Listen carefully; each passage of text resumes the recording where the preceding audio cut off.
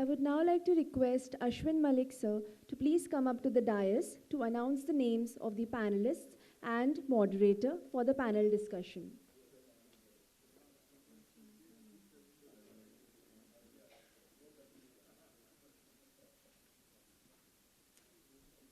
It gives me great pleasure to invite our esteemed panelists and moderator for the next part of our program, which is the panel discussion on AI and its impact on business. AI promises to be one of the most transformational phenomena of our time, which could radically affect both society and business. Our eminent panelists are drawn from diverse genres. Mr. Jaspreet Bindra, founder Tech Whisperer, is a man of many parts, an author, corporate manager, teacher, and evangelist. Mr. Bindra has a sustained interest in the tech space. Mr. Rahul Pandharkar, partner in technology consulting at EY, has many years of experience focused on data science, machine learning, and AI across sectors. Mr. Vibhore Sharma, who refers to himself as a self-taught technologist with more than 2 decades of experience, has played a key role in building Naukri and leads product teams in Jeevan Sathi and 99 Acres. Our panel discussion moderator, Mrs. Gargi Rawat, well-known media personality, is a senior news anchor and has worked for over 2 decades with NDTV. A lot of her previous work has focused on environmental issues, and she has headed some of the best environmental campaigns carried out by NDTV. I now invite Mrs. Rawat and the panelists to take forward the panel discussion. May we have a round of applause for the panelists and the moderator, please.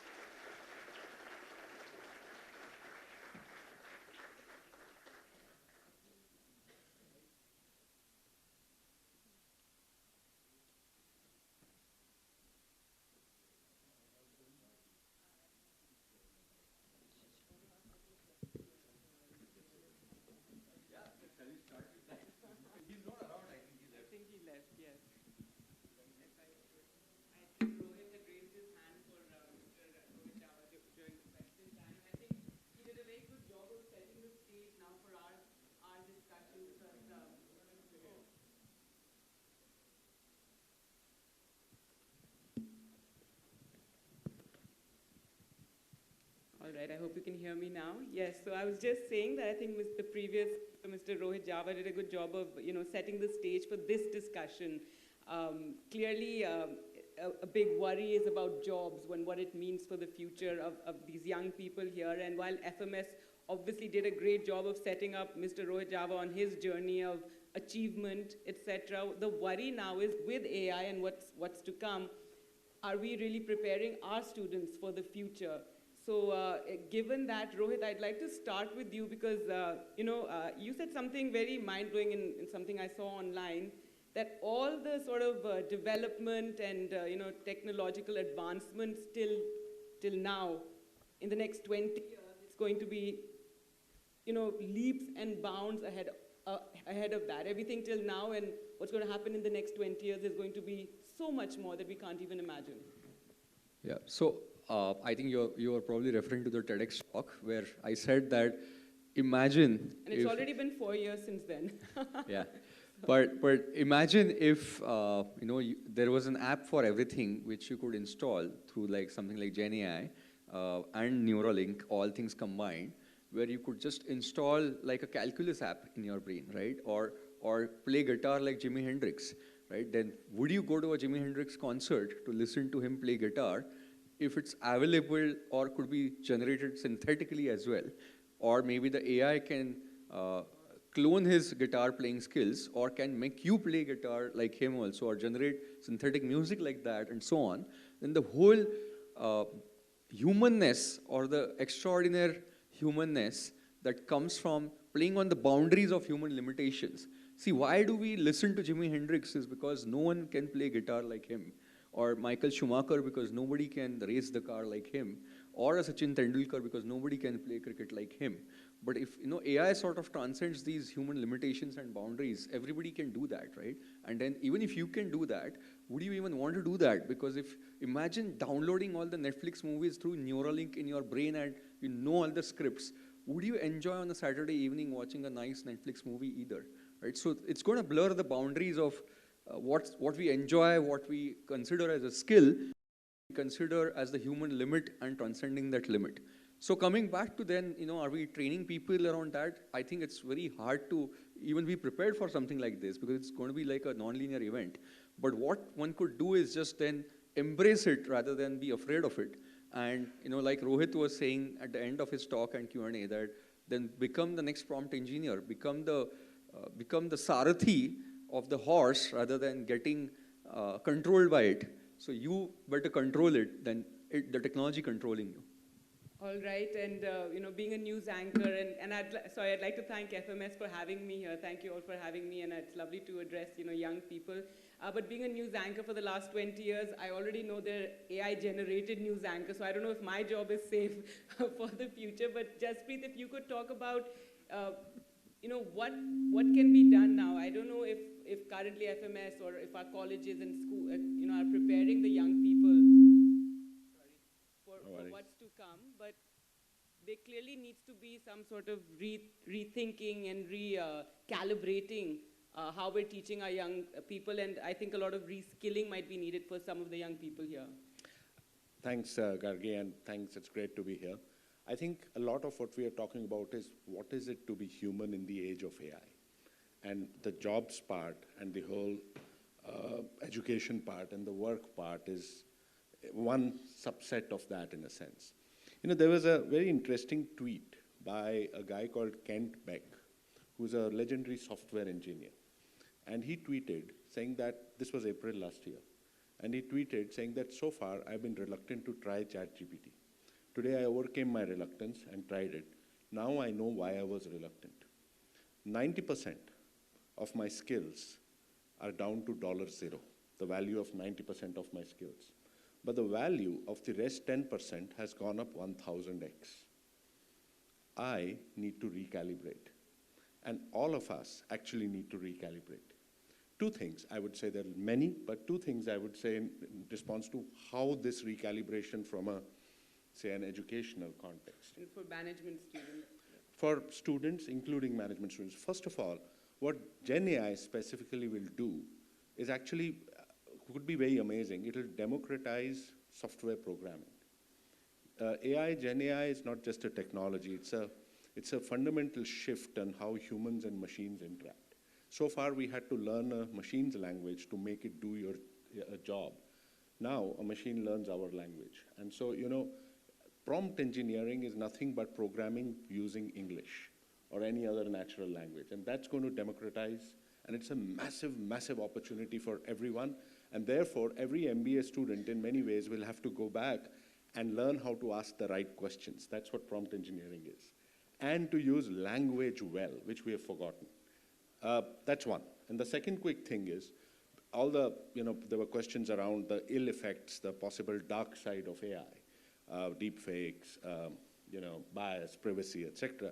I think an integral part of education will need to, and it's already started in certain parts of the world, all education, including business education, is to how to work to detect and counter and work through some of the ethical issues around AI. And that would, I think, become a compulsory subject for all of us.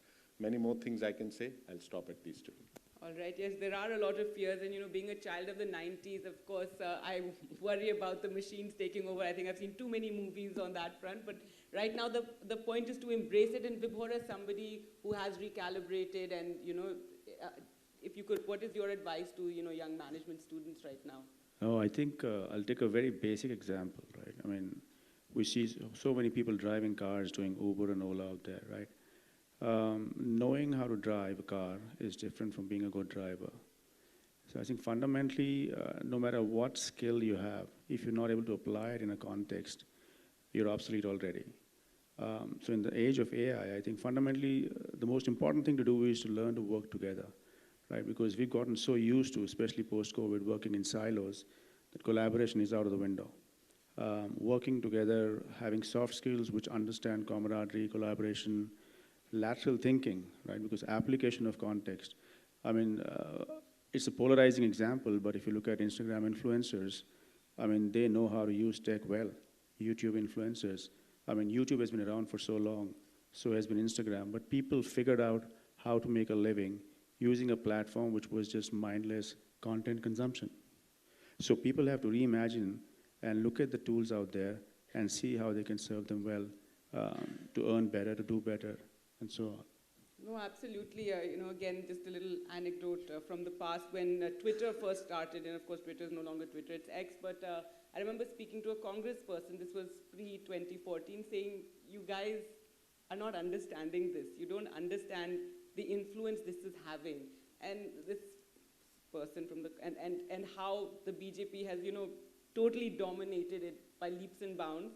And this congressperson like, oh, but this percentage of the total population is actually even on Twitter, et cetera, and well, we know what happened now and how this whole media space now is dominated completely. Forget Twitter, social media, I think news channels also, but less of that right now. Let's talk about what can companies do, Rohit? And I know you were you probably saw this coming before all of us because you were in MIT, studying about all this. And what can companies now do? What are some of the best practices that are happening in other parts of the world where companies are recalibrating, readjusting to this new reality? So basically, pretty much all the functions in a company can be reframed using AI. And I'll talk about a few examples. Just think of marketing, right? Many of you, some of you are young, but many of you would remember the classic Cadbury ad, right? When the girl is in the cricket stadium and the person hits a sixer and she gets euphoric, comes into the stadium, evading the security guards and dances on the pitch, eating Cadbury, right? That's the ad. Now imagine what does a CMO at Cadbury have to do to create that ad, or an agency. You have to book a stadium, first of all. You have to get dummy cricketers. You have to get an umpire. You have to create 1,000 people dummy crowd, right? And maybe spend a few crores and 2 months of time to do all of this and then create that ad, right? Which everybody remembers now, by the way, right? That's how we remember. These kids know about that ad. I know about that ad, but I don't know if they do. But anyway, continue. But it's a good example. I'll tell you why. Because it has all this effort of booking a cricket stadium and so on. But OpenAI recently released a tool called Sora, where you could literally type a prompt saying a girl sitting in a cricket stadium gets euphoric after the batsman hits a sixer and evades the security guards and enters the stadium and eats the Cadbury, right? And you could have that entire ad created and rendered in front of you, pretty realistic in 4K in 2 minutes. Now what happens? What happens to the marketing agencies? What happens to the guy who writes the script? What happens to the folks who create the music for it? The models and actors, right? Imagine Shah Rukh Khan can probably do 20 ads a year, right? If you could replicate SRK's voice and body through video, he could probably do 200 ads a year then. And would other actors get even a chance where the monopoly gets monopolized to steroidal levels, right? And then the Airtel girl who came from nowhere and became the face may not be needed anymore, right? Because even if you want a new face, not SRK, you could generate a new face also through Gen AI, right? So that's what it's going to do to marketing, for example. And the whole creation of ads, scripting and all can change. Another example I'll give is, let's say, the sales team, right? Rohit Jawad spoke about this example where they have an app where people take the photo of the shelf, right? Imagine AI being able to figure out not just the HUL products, but also the other products from other companies and telling you his shelf has this competition and this product is selling here in this grocery store in some remote town in Sangli, in Maharashtra, and we have not reached there or we don't have this product. And then the sales guys and product guys figure out that, okay, this is what is selling in this market, we don't have this product, let's relaunch this. So you could do the whole marketing analytics to the level where you are able to reach every single nukkad and corner kirana store in a tier 2, tier 3 town also and get that data and then do your launch. And last example I'll give of, say something like finance, is you could create an entire RFP nowadays. Let's say, think of an energy company, let's say a solar company, right? They probably procure thousands of crores worth of solar modules from China and issue 50-page, 60-page RFPs, which is request for proposals to procure these materials from different companies. You can tell GenAI today to write an RFP that has these sections and probably feed it a few past RFPs as samples, and in 2 minutes, it will write the 50-page RFP for you, right? So it can take your work at a very high efficient level and put it on steroids, but also maybe the guy who used to write the RFP is going to lose his job. So he better learns that prompt engineering to write a 2-line prompt of how to generate an RFP right now, rather than worrying about what will happen later. So that's how marketing, sales, and finance, all functions are getting changed using AI. So the students who are going to go into marketing and sales, they'll find their jobs very different going forward. Jaspreet, what are Indian companies doing? You must be in touch with so many people. They must be asking you, are they preparing for this new future, this eventuality? So I will just take off from both your last question and also what Rohit said. One of the things I strongly, strongly believe in is that AI will not take your job, but a person using AI will. And so that's very important to know, and that's true across most companies. I need to learn how to give prompts to this AI anchor, which will take my job, and how to control it rather. Well, that's one. You could just become a much better human anchor than all the other human anchors out there with the help of AI. So I have to say, I've recently written a fiction book, and I feel fiction writers are safe. So maybe I should just launch into that career. But yes, go ahead. And that has, if you kind of absorb that statement, that has implications everywhere. Certainly in the education part. By the way, I teach at Ashoka, I teach at Singularity University, etc. And one of the things which I am not worried about is how students are embracing AI. Okay, I'm not. I'm actually worried a lot about, coming to your question, about whether corporations are embracing AI. The thing which AI is going to change, while all the functions that Rohit enumerated and Rohit Java enumerated, is true, the most fundamental thing which AI will not change but will transform is how we work. And that's very critical. If you again go back into human history, what has happened is the way we work, and therefore how productive we are, is what actually increases prosperity. And most big technologies have given us this bump in productivity, which in turn has increased GDPs and prosperity, etc., and that's how the exponential curve has happened. With generative AI and AI, everything we will need to kind of reinvent in every way how we work. With the Microsoft Copilots that he showed, how each different AI tools can make us work and any specific function potentially 10x better. If you think about the software code that I do. Today, almost every software engineer over the last 12 months, 14 months, has been using what is called GitHub Copilot, literally every. And 30 to 40% of her or his code is being written by AI. As a journalist, there's a lot of ways that, story ideas can be generated and your productivity goes up. And this can kind of keep on going on and on. The final point, I think what leaders and Indian companies, many of them need to do, and many enlightened ones, Mr. Java's being one and a few others, more than just buying a tool, taking a technology, creating a product, training a person, what we need to do or companies need to do is to create what is an AI culture within the organization, so that every one of the 200,000 employees starts working with AI as a co-worker and explores it. So more curiosity over fear, for example, more experimentation. Every morning there are 20 tools coming in, and only Mr. Java won't be able to figure out, okay, that which is the right one or not. But if you develop a data-based AI culture which fosters this, it could have a massively transformational effect. And I'll be a little provocative here and say that we are not doing enough. The students are ahead of the curve.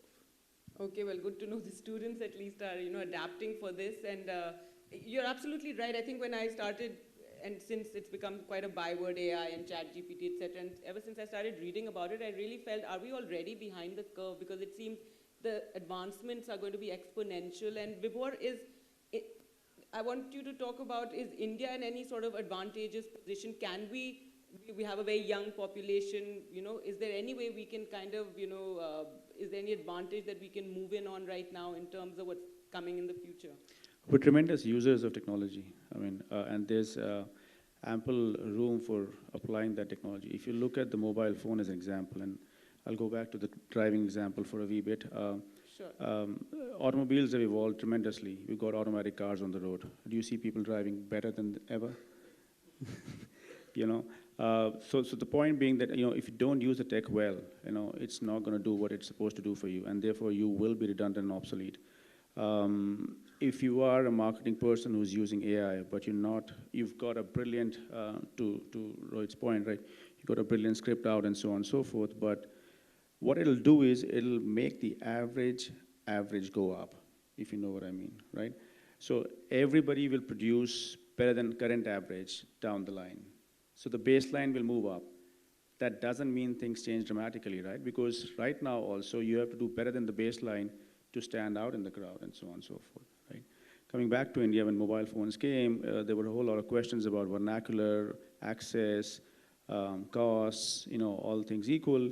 We've seen people have adopted voice search, voice conversation through WhatsApp and Google tremendously well, right? So people know how to use it. When Uber and Ola came first, Uber first though, we were wondering how will drivers start using this? It's digitally native, right? You have a vehicle, yes, but to be able to drive it to a potential rider or passenger, you have to use the app. People figure it out. You've got thousands of Zomato riders, Swiggy riders, and so on and so forth. They have figured it out. I mean, when it comes to survival, India and people in India can figure out everything. I mean, that's my view. Right, I've forgotten about this, but yes, you're absolutely right. When Uber came, I remember thinking, how will the average driver be able to negotiate this app and this technology? So that's incredible to think back, and how now we even forgotten, we just take it for granted. But Rohit, just today, in fact, the government has asked artificial intelligence platforms to seek its permission before launching AI products in the country. So I just wanted your view on this and what this means. And Rajiv Chandrasekhar, in fact, has said, why is it that for such a transformative tech like AI, there are no guardrails between what is in the lab and what goes out to the public? So your views on that? Yeah. So I happen to be on the. Happen? Yeah. So I also happen to be on the ISO committee that was setting standards for artificial intelligence globally, and I was representing India on the committee, and we had a lot of these discussions on what can be allowed and what cannot be. And I'll tell you the thought process which was represented by not just me, but all the folks who were there on the committee who all represented eminent institutions and countries. They said we need to first of all create a layered version of AI models or AI applications like level 1, level 2, level 3, level 4. Right? Level 1 AI could be a Spotify song recommendation engine, which means it does something with AI, but it's not harmful. It's not going to change the world in bad or good ways. It's just telling you, if you're at the gym, what are the gym-related songs you should listen, like give a gym playlist, right? So that's a very naive AI recommendation engine. So that's level 1. Level 2 could be something like, a mapping engine telling you the shortest route to go somewhere using AI and traffic data, etc., where you could possibly lose time or effort and money in fuel if it does the wrong thing. But then there could be level 4 and even level 5 AI, like driverless cars that Vibhore spoke about, and also like cancer diagnostic algorithms using AI, where a wrong diagnosis could lead to death. Right? Or a wrong turn or a wrong action by the driverless car can lead to death of either the owner or the pedestrian and so on. So this layered structure needs to be created, and yes, I do believe that level 4 and level 5 kind of applications need to be moderated. There have to be guardrails, and like Rohit Java spoke, they have a governing council in the company, right? Hence, you also need a governing council for responsible AI at a country level as well to decide what is allowed and what is not allowed, because it has the potential to cause deaths and dangers. All right, Vibhore, your comment? Yeah, I'll just add to this. I mean, it is sometimes hard to discern between level 3 and 4. To give you an example, there was a startup, and I forget the name, in the US, which rejected medical insurance claims to a certain strata of the society. Now, in some cases, it might have led to fatal sort of episodes as well, for all we know. But to be able to distinguish whether or not a level 2 AI could lead to a level 3/4 risk is also very hard, you know. And so therefore it is very, very important to understand traceability of AI models. I mean, in my view, that is a bigger challenge, right? Because right now, what data is used to train, what are the inbuilt and inherent biases, is there any poisoning of the data happening or not? There is no way to figure all that out. And if there is some amount of traceability, which is even harder, you know, that could help also from a model perspective. All right, we're going to be opening it up for questions very soon. I hope the students have lots of questions. But talking about startups, Jaspreet, what do you think is needed in the country, since startups is such a buzzword these days? You got the government talking about it. Is there a lot of scope there in AI startups for companies, angel investors to come in and do something, achieve something? You know, I would step back and say that in India, we need a third way of doing AI. If there's one way is the US way, okay, which is huge amount of capital, private corporations creating these massive large language models like ChatGPT, etc., and very driven by capitalism in a sense. The second way in this world today is the China way, okay, which is very state-controlled, lots and lots of data available, no questions asked about the data, ethics, etc., is not as big an issue.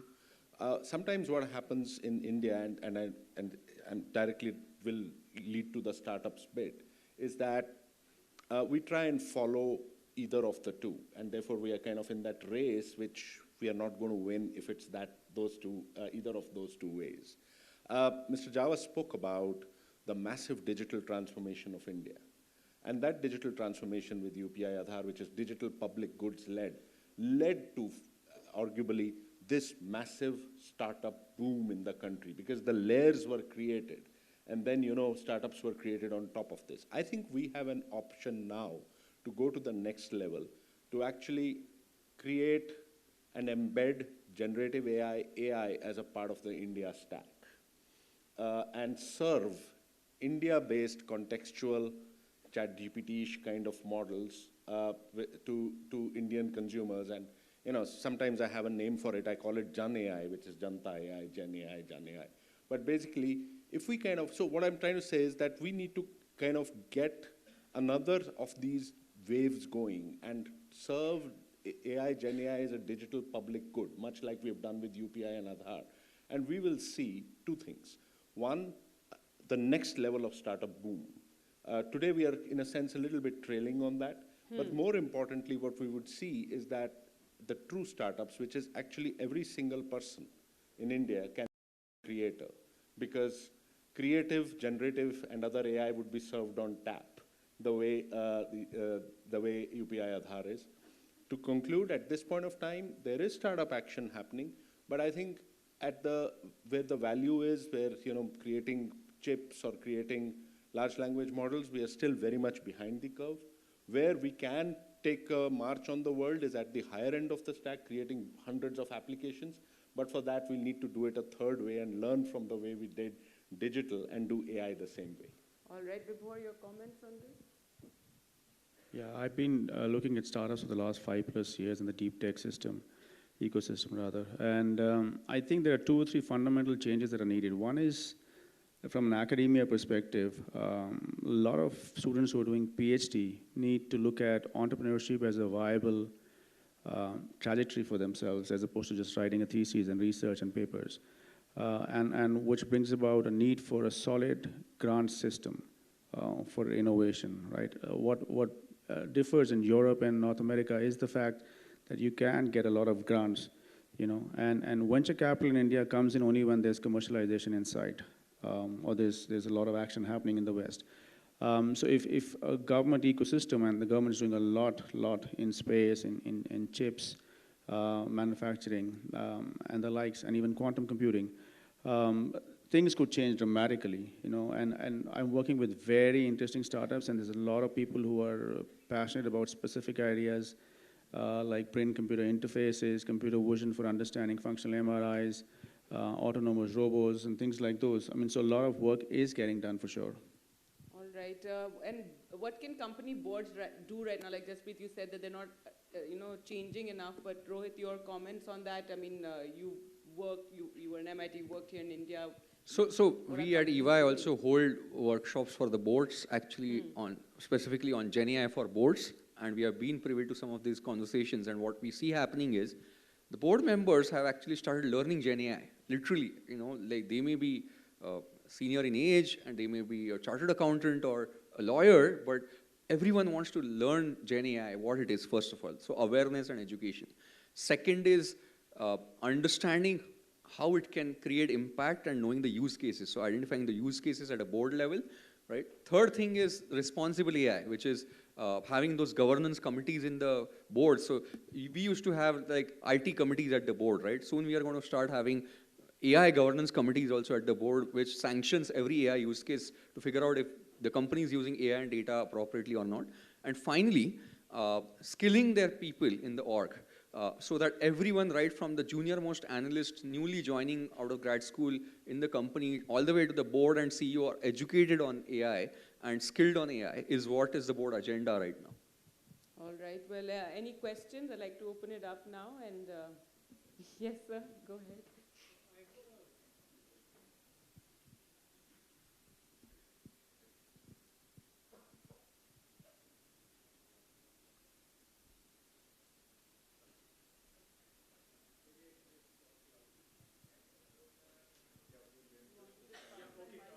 So I have a very basic question, which is, we're talking about possible use cases for AI. What will happen to human beings as we use AI? Do we become better or do we remain the same? Or do we become worse? So I have an example for you, right? In my student days, we used to play this game called Age of Empires. Some of you may have heard of it. It's pretty old.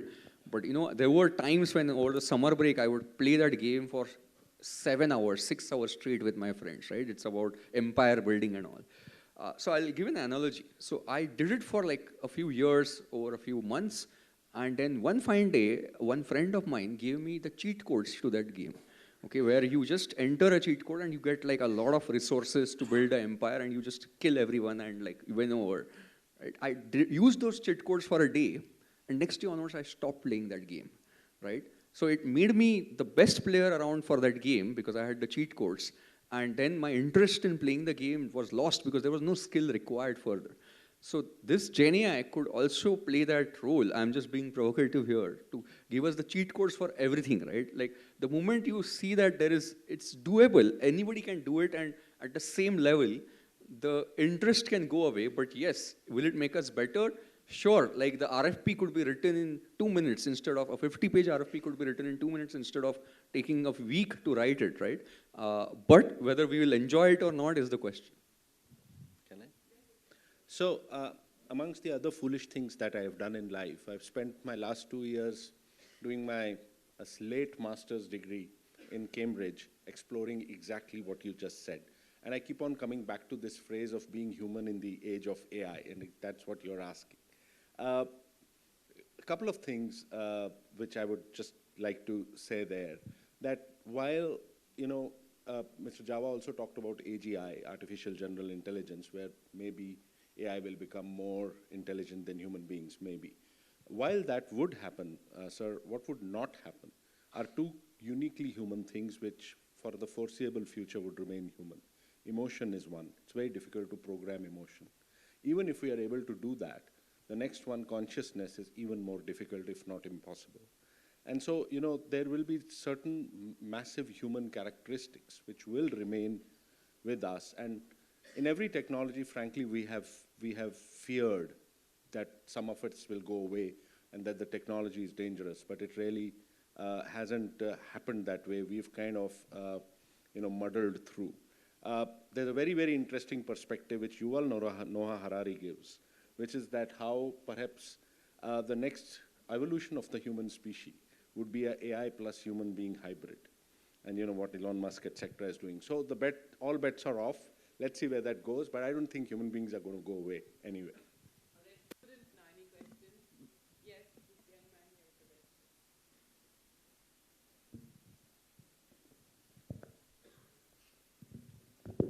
Good evening. So my question is in the context of the debate where jobs being lost due to AI, like you mentioned that we need to start learning to use AI so that we do not become obsolete.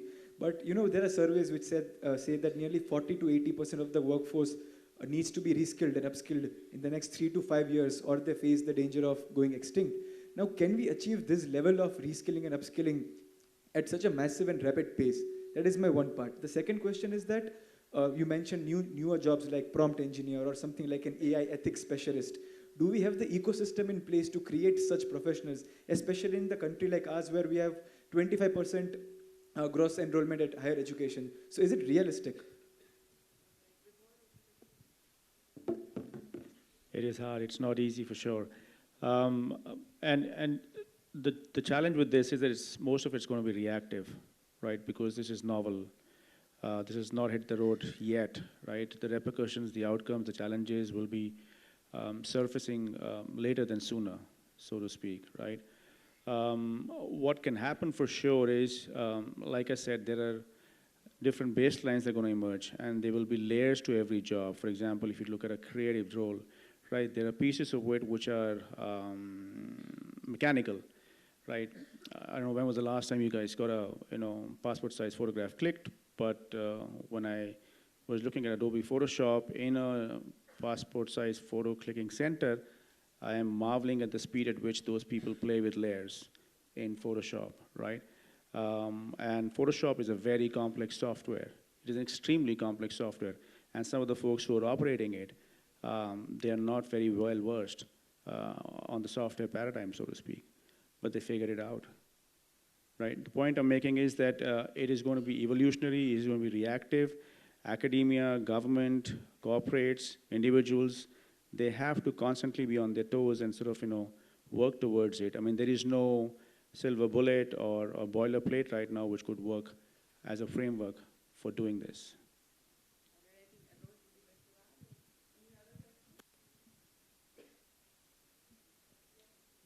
Yeah, let's go with him first. Yeah, hello, sir. So I too agree with your statement that India will have to take a third approach on building its own startups or tech startup of AIs. Now the thing is, as we know that Sam Altman also demanded around $7 trillion for its neural tech venture, right? Neural chip venture.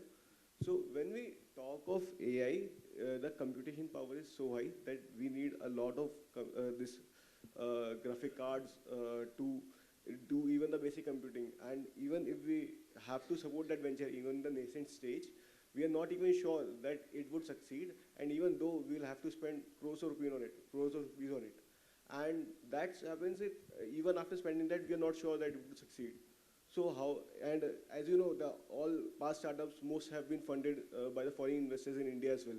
So how do we think that now that Indian investors will be inclined to support these kind of firms, even though we know that there's a wave of AI? So I think there would be some inclination, but still I don't think that's enough.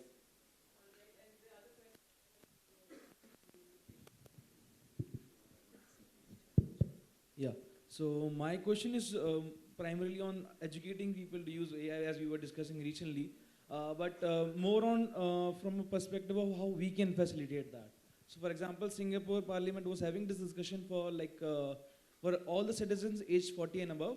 They'll be subsidizing the education so that these people who don't have the right skills for the coming AI age, they can train themselves and then they can come in the work field again. That is a little difficult in Indian landscape, as I guess Prakrit also discussed.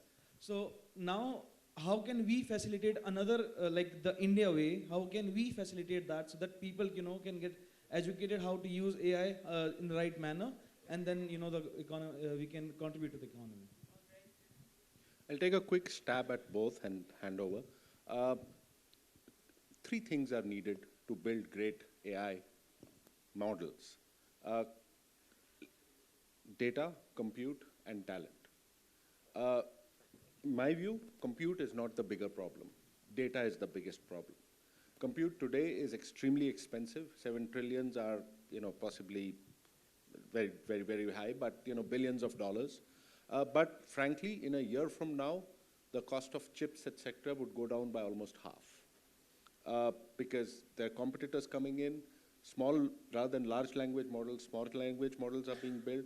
AI is moving to the edge rather than in the clouds. There's lots of moves happening which will reduce the cost. I don't think over the longer term we should be worried too much about the cost. To me, if you have to build something here, I think the bigger issue is how much of local, contextual, vernacular data, which is India-specific and specific to small parts of India, is out there to train those models. And that is a bigger problem, which people are trying to solve. And there's some great startups, as Vibhore mentioned, which are trying to solve that, the Sarvam guys, et cetera, et cetera. Hopefully something would happen. So I think that is the key thing as far as your question was concerned. I've forgotten the second question, so I'll pass the mic. All right. Vibhore, it was about skilling people and something, how some place over 40 people are getting reskilled and face this new world, new challenge. Yeah, so this question is, Jaspreet, is spot on. What is also happening is that you're having purpose-driven LLMs, you're having purpose-driven chips. I mean, if you look at automobiles, again, your ABS, right, is actually a software working on a chip, right, which is taking decisions in fractions of seconds to determine whether or not the car will go out of control, right? So that's going to come down for sure, and you will have availability of GPUs on tap like cloud models and so on. For reskilling people who are 40 plus, I mean, I've seen people who are 70 plus, they use WhatsApp far better than I can ever do that, But having said that, I mean, we have to reverse engineer the context of those learnings and trainings, right? To my mind, applications of AI are not yet monetizable in India, as far as I can see. Making money out of AI applications in India is a far cry. Also, what I believe is a lot of these applications will go under the hood, as most brilliant technology does. It'll not be visible. It'll be, inobtrusive, and it'll make things far more easier than complex for people to use. I mean, if you look at a simple case as, writing a piece of code, I just have to write in English language and phrase it, and GitHub Copilot can spin up a piece of code for me, and things like those. So it has to be very, very specific, contextual. For example, if you talk about radiologists, right, computer vision down the line would say, what? A radiologist does not need to look at the report or create a report or generate a report. Computer vision itself can do it, but you necessarily, because there's high risk involved, need humans in the loop to validate and double check once what the software is saying is right or not. So a lot of this would be complementary as opposed to replacing and placating people, is my reckoning. Yeah. All right. Any other questions? I think this complementary, how to use AI and work with AI and work better, I think that is the immediate future. I don't know what will happen ahead. Yes. Any other questions? All right, one question there, sir, and then to you. Yes, go ahead. Hello. Yeah, so my name is Venkatesh. Great talk, by the way. So the question I had is regarding explainable AI, right? So right now, there have been multiple models spinning up every day. And with the onset of Gen AI, the black box has just massively increased. Now, specifically with respect to strategically or critically important functions, wherever AI has been leveraged, for example, let's say in banking, whatever it is, with very high importance with respect to, failure rate. So there, the need of explainability of that AI model becomes very high.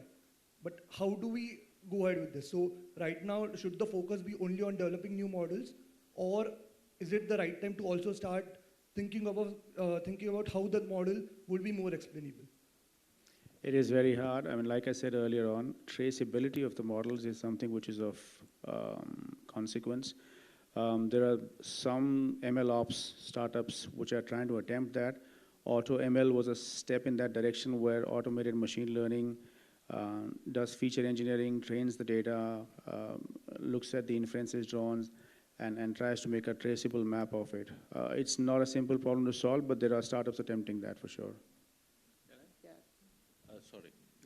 I'll quickly give over. 3 things in Gen AI, controversial. Gen AI models will never be explainable. they will always be biased, they will always hallucinate. The level will come down, but the way the technology is built in itself, it's not going to go. Therefore, and we must remember, it's very important, the reason I say this, that in generative AI, you should be using generative AI to create stuff. It's a creativity tool, it's a language tool, and for which you don't necessarily create banking applications with. For banking applications, you have perfectly great explainable models which come from non-Gen AI. You know, there's machine learning, deep learning, et cetera, et cetera, et cetera. So the level will go down, but it will never go away. That's the truth of the technology, the way it's built so far. And just to build on that, which is why I love the word co-pilot, right? What does a co-pilot do? He sits next to you. He tells the pilot, we are at 40,000 feet. The outside temperature is so much. The destination is 2 hours away. This is the speed we are going at. This is, you could take a left turn. This is the button you could press. But does he drive the plane? No, the pilot is in charge. He's a co-pilot and you are the pilot, right? So like Jaspreet said, it's hard to have explainable AI in the kind of complications we are having in transformer models. It's super hard. But it is a reference for you to look at. It's a co-pilot guiding you. The final decision is yours. That's how we should embrace AI.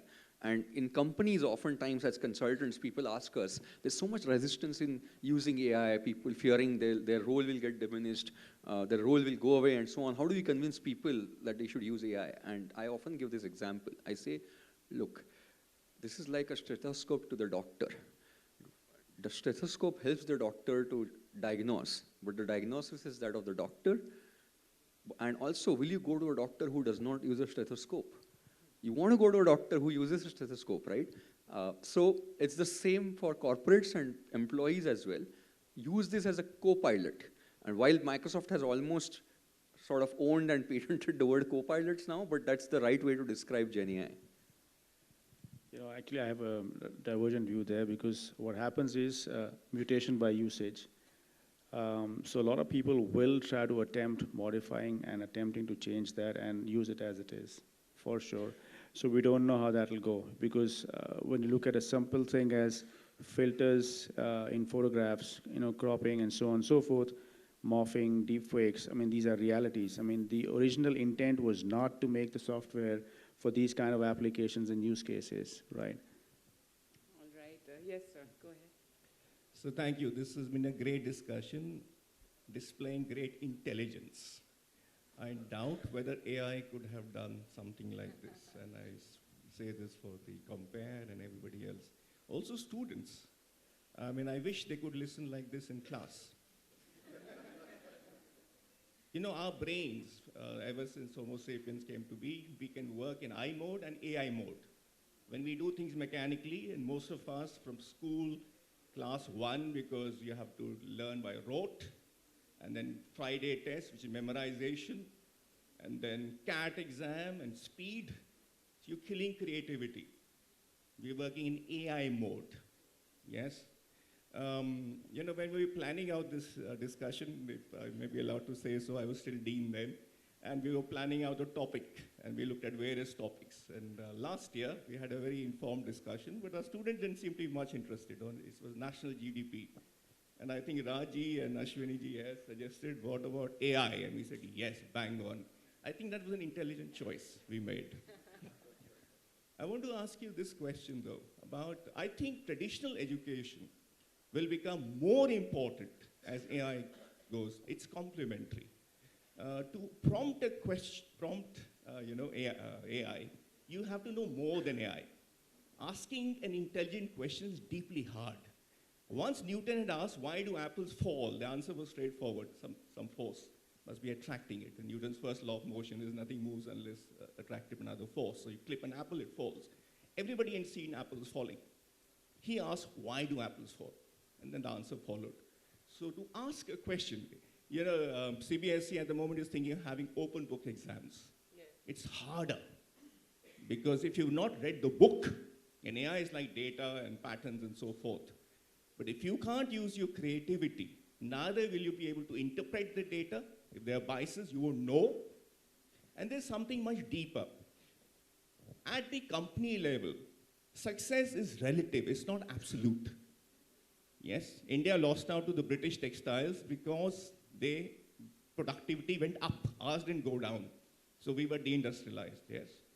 Textile industry died out in India, yes. So, if everybody is using AI, yes, it's the better prompters, that company will win out. Otherwise, everybody is using AI. And for that, you need to know the basics. If you want to know marketing, you have to know what marketing is, or strategy is, or medicine is. Because all this is a superstructure, right? And you will never be able to do any advances or interpret. So traditional education, I want to tell our students this, I'm worried on this one. They've listened to this. They go back thinking, oh, AI will do it. What's the point of attending lectures? Yes, sure, AI tools, we must train them and we must learn ourselves. But basic stuff, A to Z, you can't get away with it. In fact, you'll get deeper and better if you want to have competitive advantage. So I want to say my No, sure, and I think the professors are worried about, we've talked about how everything is irrelevant in AI, etc. But yes, I think the basics, of course, is very important, and that's what Jaspreet was also saying, to use these tools, and language is going to be very important. Three things, I think, I think classic education will continue. I think what it needs to do is, there should be a lot of experiential baking in, right? I think there should be opportunities for students to intern more closely to see how the real world operates, right? Just to give you an example, I'm working with 2 or 3 different startups, because Rhit mentioned it, who are doing away with the standard stethoscope, right? So if the doctors don't use the stethoscope right out of the medical school, the skill's gone, because now what will happen is AI is listening to the sounds and murmurs of the heart and telling what is wrong potentially. And what you do is you take away 10 years of experience straight off the bat, and it's gone. So I wish there was a clear answer, which is yes or no. So I want to give a real life example of what knowing the field, as he said and you said, matters. Because AI will do the basics, or rather, the mundane things or the algorithmic things, right? So I heard this story I worked for a few years at the Mahindra Group, and I heard this story from a fellow colleague at Mahindra regarding Anand Mahindra, okay, a decision he took. It was a decision where Mahindra and Mahindra was trying to consider whether to acquire another tractor company called Punjab Tractors or not, okay? And the CFOs and the finance people had done all the analysis that we teach in MBA class, which is the discounted cash flows, valuations, enterprise value, and so on, right? And they were debating in the boardroom whether we should acquire or not acquire. This is very pricey, and the opinion was, look, the valuation is too high, we should probably not acquire, right? And this is what an AI can also do, by the way, right? AI can do valuations, look at the benchmarks, the price to earnings multiples, and all of that. But what AI could not do is what Anand Mahindra did in that room, okay? He took a step back, and he said, you know what? It probably indeed is an expensive acquisition if we make it. But you know what? If we acquire this company, we become the #1 tractor player, not just in India, but in the world. And imagine the price multiple market would give if Mahindra is the world's #1 player in tractor manufacturing. And that would justify, the price premium you would get for being #1 in the world would justify the acquisition cost easily. And in fact, it's immaterial. So let's just go ahead and acquire. And that's what Mahindra did. And you see what has happened, right? So this insight that AI perhaps couldn't have even given is what we need to learn to teach our leaders and students. Right, and final comments, Jaspreet. Yeah. I just whispered to her that there are these super powerful AI algorithms in Google Maps telling me I'm going to miss my flight if I don't leave in about 3 minutes.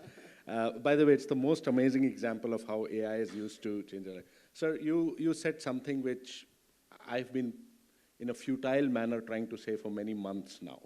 And there's a reason why the models behind AI, generative AI are called large language models. The second word is language. It's all about language. And in fact, there are only 2 species in this world which are trained on language, human beings and large language models. And the whole felicity of how we used to use language, and I've forgotten a lot of it, how we ask the right questions. Basically, we've given a fancy name called prompts to those questions. And how we think, when Kent Beck talked about 90% of my skills, 10% of my skills, those 10% were thinking how an algorithm should work rather than writing the algorithm. And, therefore, So if you go back, our subjects used to be logic and used to be grammar and used to be language and mathematics and philosophy, and I think those will come back. All right. Well, on that note, thank you so much. I think we all learned a lot from our panelists, and I definitely learned a lot preparing for this.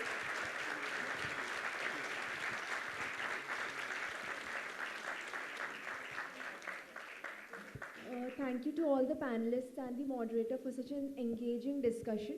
I would now like to invite Mr. Sundar Hemrajani to present gifts to all the panelists.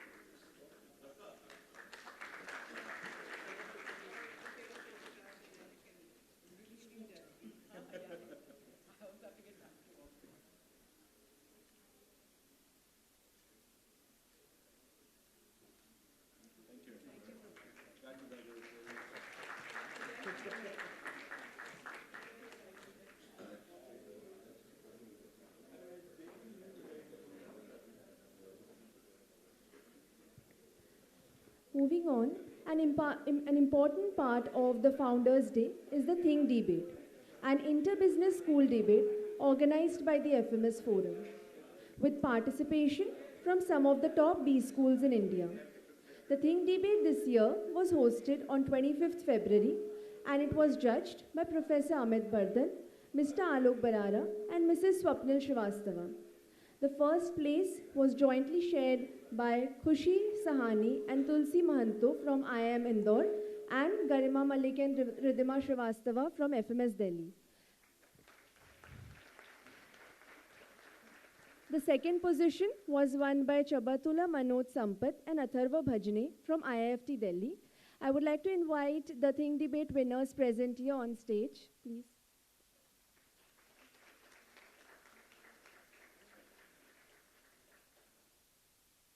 I would also like to invite Mr. Alok Barara to present the gifts to the winners.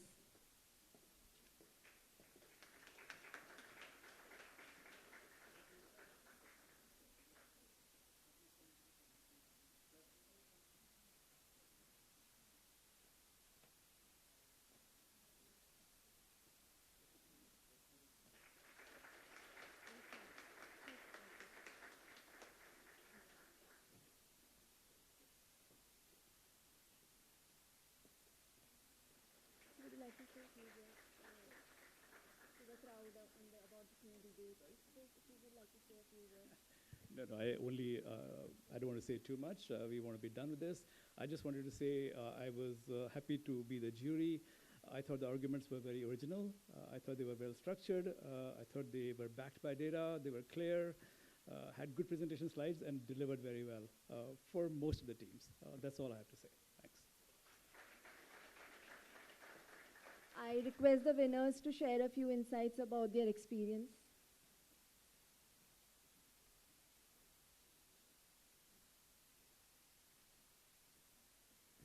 So good evening, everyone. As mentioned in multiple discussions today, artificial intelligence is the buzzword of the year. And I think it's even more relevant for us as business students to have an understanding of the impact and potential that AI holds, so that in future, when we become, corporate leaders, we can leverage AI as a positive tool. So I would like to thank the FMS Forum for providing us with an opportunity to delve deeper into the world of AI and to also learn further from the participants and the jury. Thank you so much. When I was younger, I was an ardent follower of Elon Musk, and my opinions on AI were very similar to what he has. I actually considered it a loose cannon. But this debate and this case competition really gave me a chance to research on this topic in such great detail that currently my opinion is very similar to Karim Lakhani. professor of Harvard Business School, and he says that AI would not replace humans. Humans with AI would replace humans without. And thank you, FMS Forum, for the opportunity and for the recognition. Thank you so much.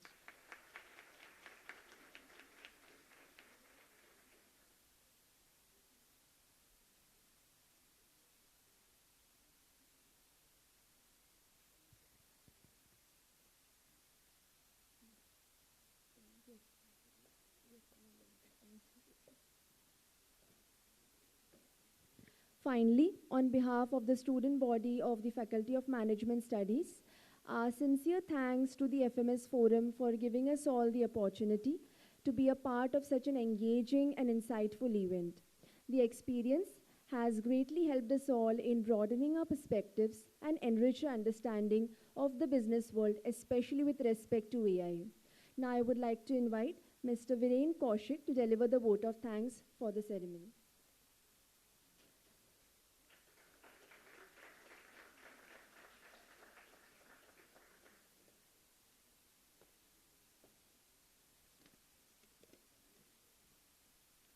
Friends,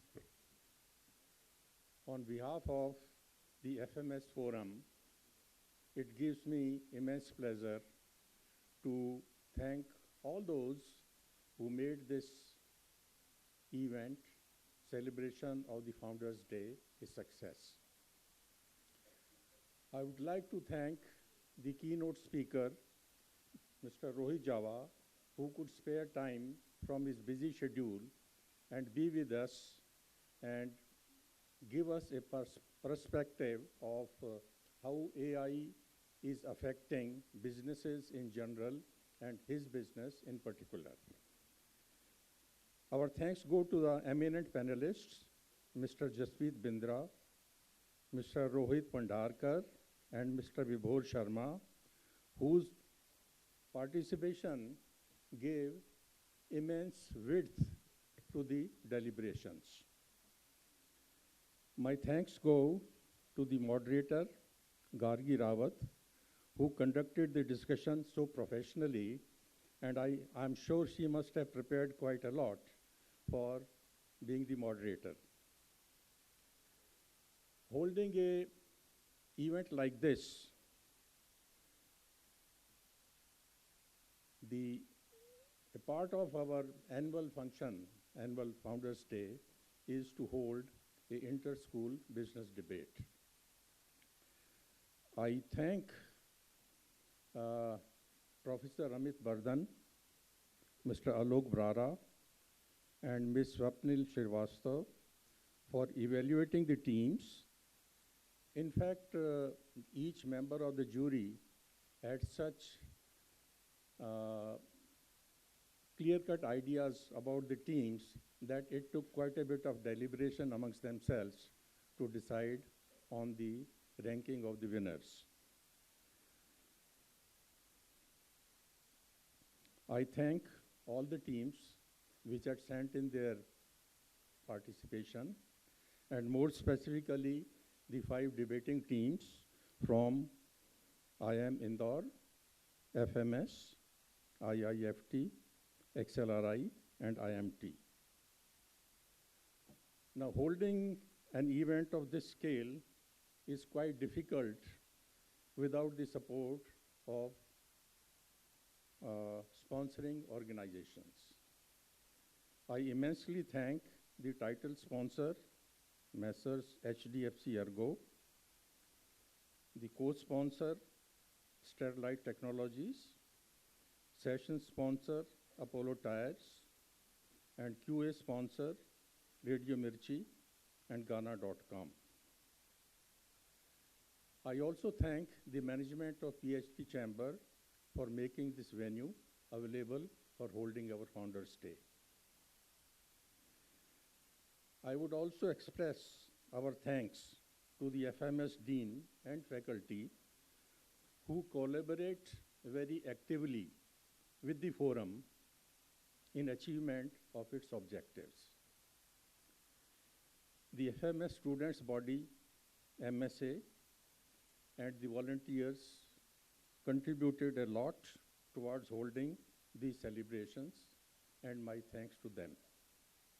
And last but not the least, I thank all the participants whose presence here and patient hearing enriched the deliberations quite richly. Thank you very much once again.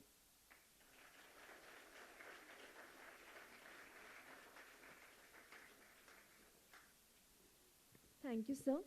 I would now like to request all the panelists, faculty, and all guests to please proceed towards dinner.